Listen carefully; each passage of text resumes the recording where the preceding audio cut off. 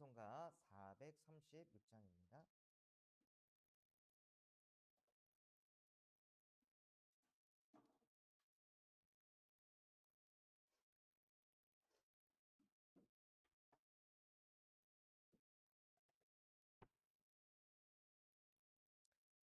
나 이제 주님의 새 생명 얻은 목 옛것은 지나고 새 사람이로다.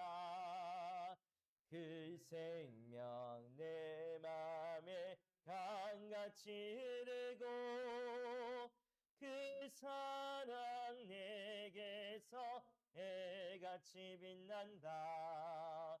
영생을 누리며 주 안에 살리라. 오늘도 내일도 주 함께 살리라. 주 안에 감추인 새 생명 얻으니 이전에 줬던 것 이제는 값없다. 하늘의 은혜와 평화를 맛보니 찬송과 기도로 주 함께 살리라. 영생을 누리며 주 안에 살리라. 오늘도 내일도 주 함께 살리라. 산천도 초목도 새 것이 되었고 죄인도 원수도 친구로 변한다. 새 생명 얻은 자 영생을 누리니 주님을 모신 새 하늘이로나. 영생을 누리며 주 안에 살리라. 오늘도 내일도 주 함께 살리라. 주 따라 가는 길 험하고 멀어도 찬송을 부르며 뒤따라가리라.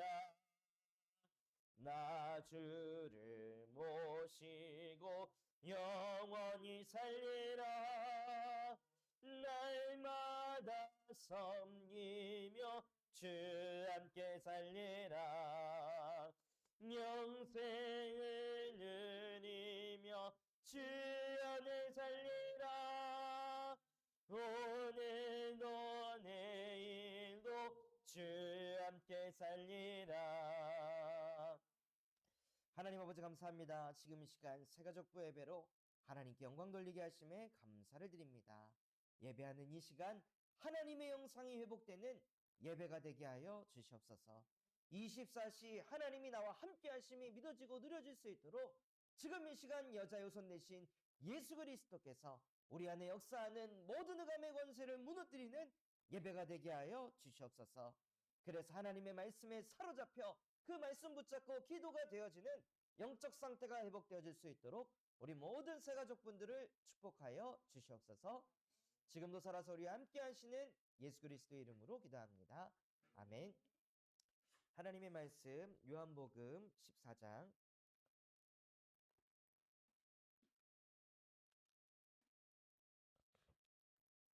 요한복음 14장 26절에서부터 27절까지 말씀입니다.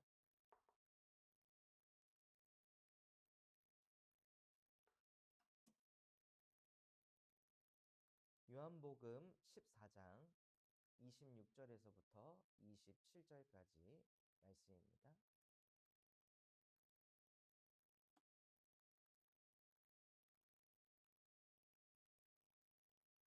(14장) 26절, 27절 두 절 말씀 우리 다 같이 합독해 보도록 하겠습니다. 보혜사 곧 아버지께서 내 이름으로 보내실 성령, 그가 너희에게 모든 것을 가르치고 내가 너희에게 말한 모든 것을 생각나게 하리라. 평안을 너희에게 끼치노니 곧 나의 평안을 너희에게 주노라. 내가 너희에게 주는 것은 세상이 주는 것과 같이 아니하니라. 너희는 마음에 근심하지도 말고 두려워하지도 말라. 아멘. 어, 하나님께서 사람을 창조하셨습니다. 하나님이 사람을 창조하실 때 창세기 1장 27절 하나님의 형상을 가진 영적인 존재로 저와 여러분을 창조하셨습니다. 그래서 사람은 언제 평안하냐? 하나님과 함께할 때 평안합니다. 오늘 읽었던 말씀대로 하나님의 말씀이 우리의 삶 속에서 생각나고 떠오를 때 그때 마음이 평안한 거예요. 문제가 없어야 평안한 게 아니라 문제가 있어도 하나님의 말씀이 나와 함께 하시면 평안합니다. 지난주에 그 도연이 거처를 알아봐야 되는데 쟤도 돈 없고 저도 돈 없고 근데 살 곳은 필요하고 근데 세상은 돈이 있어야 집을 구하잖아요. 근데 도연이도 돈 없고 나도 돈 없고 뭐 이걸 어떻게 하겠어요. 근데 없는데 그거를 제가 해내려고 하면 제가 스트레스 받고 시달리는 거예요. 없는데 그걸 하려고 하면. 그런데 하나님께서 만군의 여호와의 열심으로 이루신다. 그 말씀을 가지고 그런 상황 속에서 그냥 말씀 붙잡고 24시 하나님과 함께 하는데 하나님께서 그냥 고시원을 찾아가가지고 얘기를 해보니 그 고시원 사장님이 이 사정을 듣고 그러면 월세를 나중에 받겠다. 그냥 살게 해주겠다. 해갖고 하나님께서 거처를 얻게 하신. 그리고 나와가지고 가는데 도현이가 목사님 살 곳은 구했는데 죄송하지만 전 이제 어떻게 먹고 살아야 될까요? 하나님 어떻게 합니까? 나도 돈 없고 쟤도 돈 없는데 내가 매달 뭐 생활비를 줄 수도 없고 그래서 저기에 인력사무소가 있으니까 저기 한번 가봐라 하고 가서 얘기하니까 내일부터 출근입니다 하고 먹고 사는 문제 해결이 되더라고요. 그 상황 속에서 제가 이 문제를 어떻게 해결하지? 어떻게 풀지? 막 스트레스 받으면서 시달리는 게 아니라 하나님과 함께 하고 있으니까요. 평안한 거예요. 그러니 창세기 1장 28절의 응답대로 하나님께서 땅을 정복하고 다스리고 충만할 수 있는 축복을 주시더라. 그래서 진짜 저와 여러분이 누려야 될 게 무엇이냐면 이 땅에 살면서 나타나는 그런 문제들을 정복하고 다스리려고 애쓰지 마시고 하나님과 함께하는 그 축복을 누리시기 바랍니다. 문제가 올 때마다 안 될 때마다 어려울 때마다 절대 불가능한 상황에 놓일 때마다 그때 뭘 하냐? 더 하나님과 함께 하시는 거예요. 아, 이때 하나님과 함께 해야지. 진짜 내가 한계였을 때 하나님과 함께 해야지. 잘 될 때 하나님과 함께 하는 게 아니라 내 마음과 생각, 영혼, 우리 가정, 경제, 질병, 온갖 문제가 왔을 때 그때 하나님과 함께 할 때 하나님께서요. 따라다니시면서 그때 축복을 하십니다. 그래서 원래 인간은요. 하나님과 함께하는 영적 존재로 창조돼서 하나님이 나와 함께 하심이 믿어질 때 평안합니다. 그런데 하나님의 말씀이 믿어지질 않으니까 하나님의 말씀을 붙잡지 않고 불신앙을 하게 됩니다. 말씀을 붙잡지 않으면은요. 목사든 장로든 권사든 뭐 교회에 10년 20년 모태신앙을 했든 상관없이 말씀에 불신앙하는 순간 사람은 나로 돌아갑니다. 모든 것을 나 중심으로 생각하게 됩니다. 하나님 중심이 아니라 나 중심. 내가 여태 느꼈던 대로, 내가 배웠던 대로, 내가 가지고 있는 것 가지고 인생을 풀어가려고 합니다. 그리고 하나님의 말씀에 불신앙하여 죄 가운데 빠져서요. 영적인 것을 전혀 보지 못하고 늘 육신적인 것 가지고 세상을 보는. 하나님은 사람을 영적인 존재로 창조하셨는데 영적인 거를 전혀 보지 못하고 항상 뭘 보냐? 육신적인 것만 보는. 사람만 보이고 현실만 보이고 내가 가진 것만 보이는,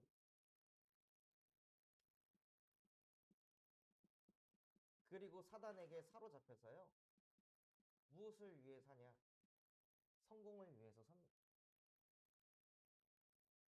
그래서 하나님과 함께하는 것보다 성공하는 게 응답이라고 생각합니다. 돈 많이 버는 게 응답이라고 생각합니다. 내가 가진 문제가 해결되는 게 응답이라고 생각합니다. 진짜 응답은 무엇이냐? 인간이 하나님과 함께하는 것. 그런데 이 함께가 안 되면은요, 어떤 상태로 가냐? 요한복음 8장 44절, 마귀의 자녀로 섭니다. 구원 받았어도 하나님과 함께를 놓치는 그 순간 어디로 가냐? 마귀의 자녀와 같은 상태로 사는 겁니다. 근본은 하나님의 자녀는 맞는데 삶이 마귀의 자녀처럼 사는 거예요.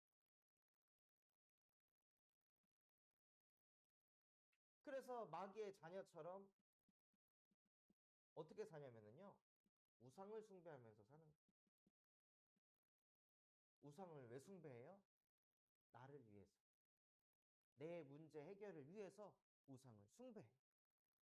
이 문제 어떻게든 좀 고쳐보려고, 바꿔보려고 온갖 신들을 믿으면서 우상을 숭배하면서 인생을 살아갑니다. 그리고 모든 게 내 맘대로 돼야 되잖아요. 하나님 중심이 아니고 내 뜻대로 다 돼야 되죠. 그러니 마태복음 11장 28절 말씀처럼 정신 문제가 올 수밖에 없어요. 모든 게 내 뜻대로 돼야 되니까 누가 나를 건드리는 말하면 못 견뎌요. 누가 나 건드리면 그거 못 참아. 못 견뎌요. 자식이 내 맘대로 안 움직이면 못 견뎌요. 배우자가 내 뜻대로 안 하면 못 견디는 거예요. 부모님이 내가 원하는 말 안 하면 못 견디는 거예요. 왜냐? 하나님 떠나가지고 나 중심이 너무 강하니까요. 나하고 조금이라도 맞지 않으면은 시달리는 거예요. 스트레스를 계속 받을 수밖에 없는 거예요. 그런데 우리는 어떻게 생각해요? 얘 때문에 내가 스트레스 받는다고 생각하잖아요.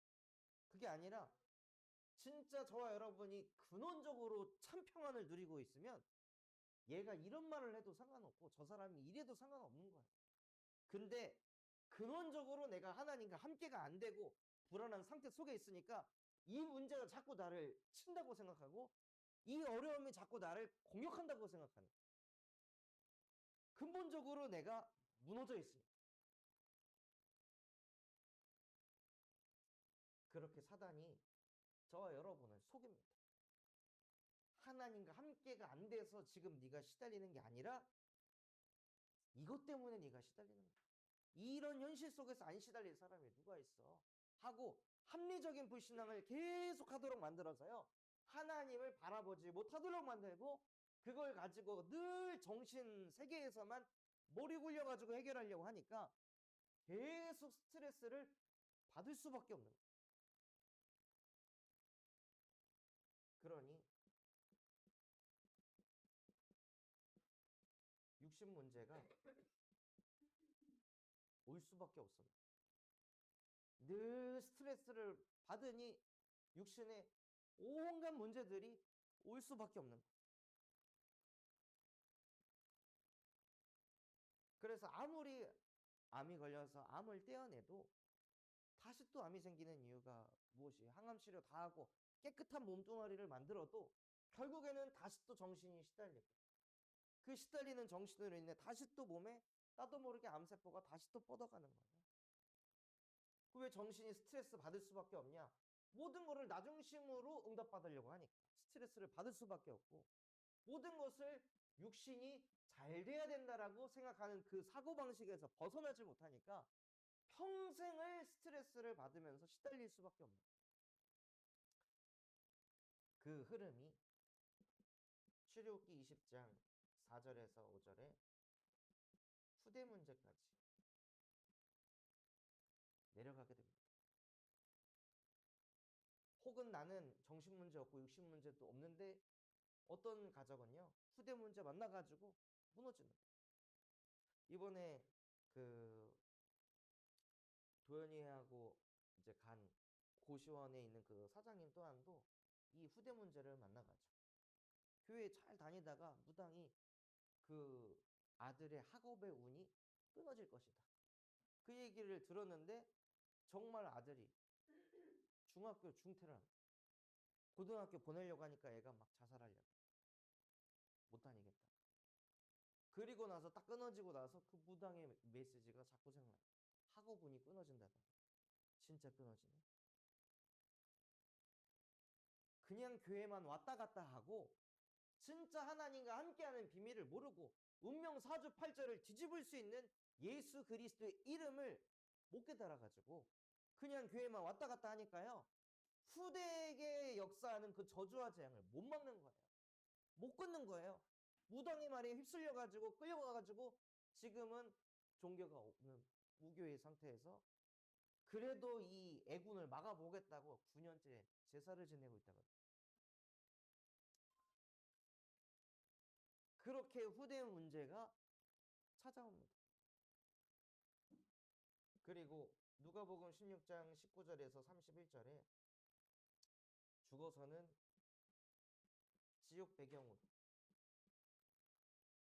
그 죽음 이후에 어떻게 될지 모르니까 사람들 마음에 늘 뭐가 있냐?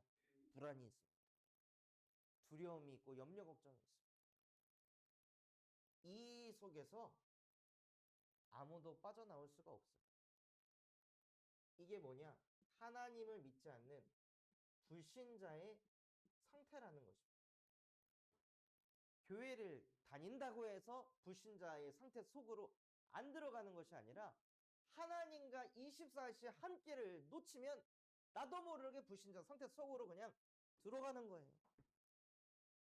그래서 하나님께서는 이 속에 빠져가지고 영원히 마귀의 자녀로 살아갈 수밖에 없는 우리에게 창세기 3장 15절 여자의 후손을 보내서 죽을 때까지 마귀의 자녀로 살도록 만드는 뱀의 머리를 박살낼 것이다 하고 우리에게 여자의 후손을 보내주셨습니다. 그 이름이 우리 새가족분들에게 각인이 되셔야 됩니다. 그냥 교회 왔다 갔다 하는 것이 아니라 뭐가 각인이 돼야 되냐? 여자의 후손이 오셔서 나를 이 상태 속으로 끌고 가는 뱀의 머리를 박살내셨다.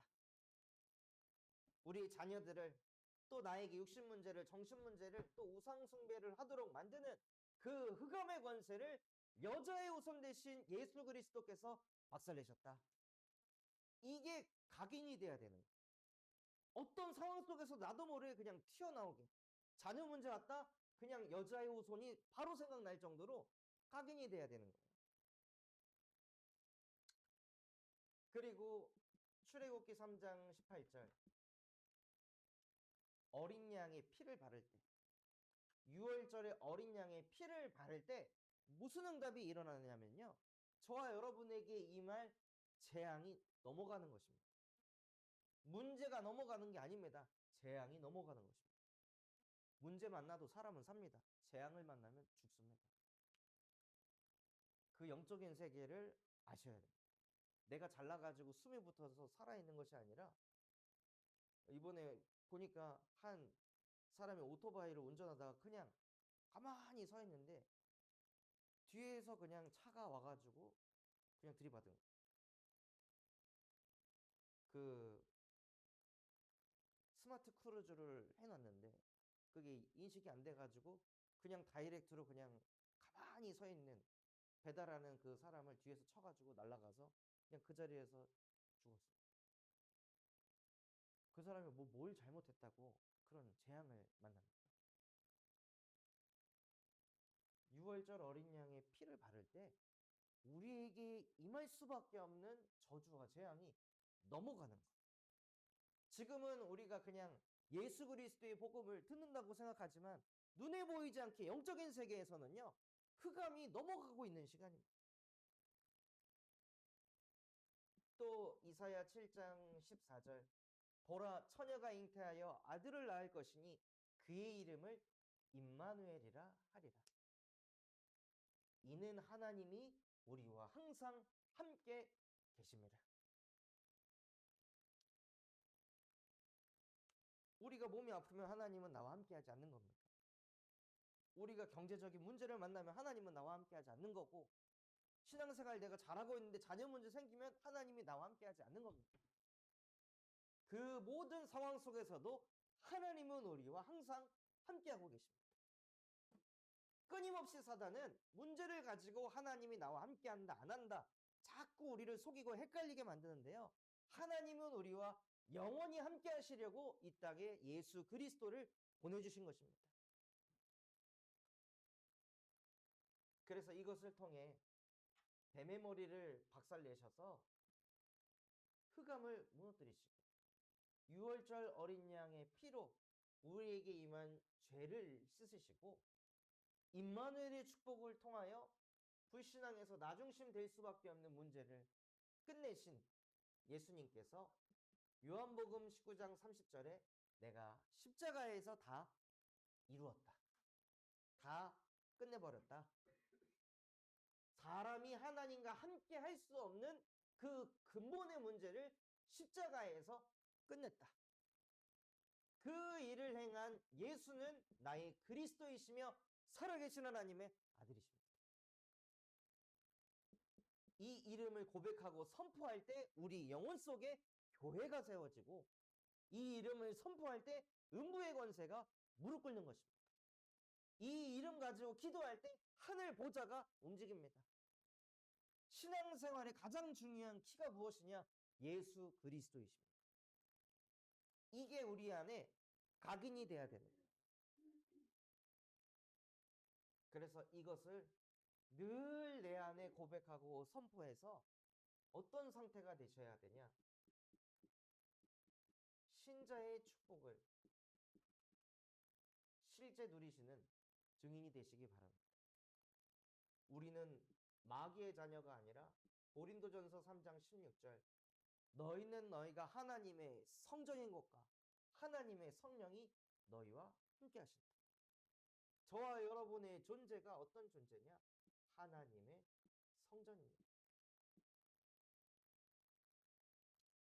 우리 권장로님께서도 하나님의 성전이라는 그 말씀이 영혼에 박히니까요, 원래는 흡연을 많이 하셨거든요. 근데 이 하나님의 성전이라는 말씀이 장로님 속에 박히니까 안 하고 싶은 거예요. 자기도 모르게. 끊으려고 한 게 아니라 그냥 끊어져 버린 거예요. 하나님의 성전이라는 말씀이 우리 영혼 속에 새겨져서 내가 어떤 존재인지 실제 이것이 우리의 정체성이 되시기 바랍니다. 또 요한복음 14장 26절에서 27절에 저와 여러분은 마음 가는 대로 즉흥적으로 감정대로 끌려가는 존재가 아니라 성령 인도받는 존재예요. 오늘 읽었던 말씀처럼 하나님 아버지께서 우리에게 말씀을 가르치시고 말씀이 생각나는 거지. 그게 성령 인도입니다. 내가 이거를 바랬는데 이게 이루어져서 성령 인도 받았다가 아니라, 내가 이게 필요했는데 하나님이 이걸 채워줬네, 그게 성령 인도 받았다가 아니라, 하나님이 말씀을 주시고 말씀이 생각나게 하셔서 그 말씀 붙잡고 인도받는 것을 보고 성령 인도라. 그때 뭐가 생기냐? 세상이 줄 수도 없고 알 수도 없는 평안이 생겨요. 말씀이 하나님이시잖아요. 말씀하고 함께 하니까 이상하게 마음이 평안한 거예요. 그 평안은 세상이 줄 수도 없고 알 수도 없는 참 평안이에요. 그 평안을 누리는 증인이 되시기 바랍니다. 그래서 오늘도 저 예배를 드리겠지만 히스기야가 이거를 깨달아요. 뼈가 꺾이는 고통. 너무 아파가지고 입에서 새소리가 나오고, 조석간에 고통이 있다고 했는데 아침, 조, 저녁, 석, 아침부터 저녁 내내 아픈 거예요. 그런 속에서 나에게 큰 고통을 주신 것은 평안을 주려 하십니다 하고 히스기야가 성령 인도를 받았습니다. 또 요한복음 14장 14절, 예수 그리스도의 이름으로 기도할 때 성령께서 역사하십니다. 그래서 우리는 내 힘으로 풀어가다가 정신문제에 만날 불신자 상태로 사는 것이 아니라 성령의 역사로 모든 것을 풀어갑니다. 예수 그리스도의 이름으로 기도하시기 바랍니다. 또 누가복음 10장 19절에 무엇을 주셨냐? 사단 결박할 수 있는 권능을 주셨습니다. 내가 너희에게 뱀과 정갈을 밟고 원수의 모든 능력을 제어할 권능을 너희에게 주었으니 너희를 해칠 자 결코 없으리라. 저와 여러분을 해칠 문제 없습니다. 속지만 않으면 됩니다. 전도자의 앞길을 가로막는 문제 없습니다. 속지만 않으면 됩니다. 우리에게 모든 것을 이길 수 있는 권능을 주셨습니다. 또한 빌립보서 3장 20절에 모든 천사들은 섬기는 영으로서 구원받은 상속자들을 위하여 보내심이 아니냐. 저와 여러분에게 천사 동원권을 주셨습니다. 우리가 예수 그리스도 이름으로 기도할 때 눈에 보이지 않는 하늘 군대가 움직입니다. 우리가 하나님의 말씀이 선포되는 자리에 있을 때 주의 말씀을 이루는 천사들이 역사합니다. 그러면서 우리의 배경이 바뀌는 거예요.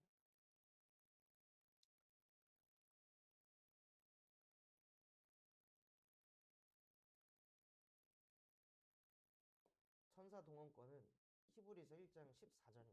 죄송합니다. 빌립보서 3장 20절에 하나님께서 우리에게 무엇을 주셨냐? 천국 시민권을 주셨습니다. 그래서 우리의 배경은 땅에 있는 것이 아니라 눈에 보이지 않는 하늘 보좌가 우리의 배경입니다. 우리의 능력은 하늘 보좌가 우리의 능력입니다. 그래서 이것을 늘 누릴 수 있도록 하나님 사도행전 1장 8절 말씀대로 오직 성령이 내 안에 임하게 하셔서 나와 같이 하나님의 형상이 무너져서 불신자 상태 속에서 살아가는 사람들을 살리는 세계복음화의 주역이 되게 하옵소서. 하고 신자의 축복을 실제 누리시는 증인이 되시기 바랍니다. 우리에게 복음 주신 것은 나 한 사람 살리기 위한 것이 아니라 세계를 살리기 위해서 복음을 주셨습니다. 히스기야 한 사람이 살아나니까요, 유대의 나라가 살아났습니다. 그래서 저와 여러분을 통해 하나님께서는 세계복음화를 이뤄가실 줄 믿습니다. 하나님 아버지 감사합니다. 오늘 말씀 주신 그대로 우리 모든 새가족분들에게 여자의 오손 내신 예수 그리스도의 복음이 각인이 되게 하여 주시옵소서. 그래서 이 복음이 각인돼서 어떤 상황 속에서도 나도 모르게 복음이 튀어나갈 수밖에 없도록 복음이 뿌리가 내려지게 하시고 복음을 실제 누리고 사는 체질이 되어질 수 있도록 우리 모든 새가족분들을 축복하여 주시옵소서. 그래서 새가족들을 통해 하나님이 원하시는 세계복음화가 이루어질 수 있도록 축복하여 주시옵소서. 지금도 살아서 우리와 함께 하시는 예수 그리스도의 이름으로 기도합니다. 아멘.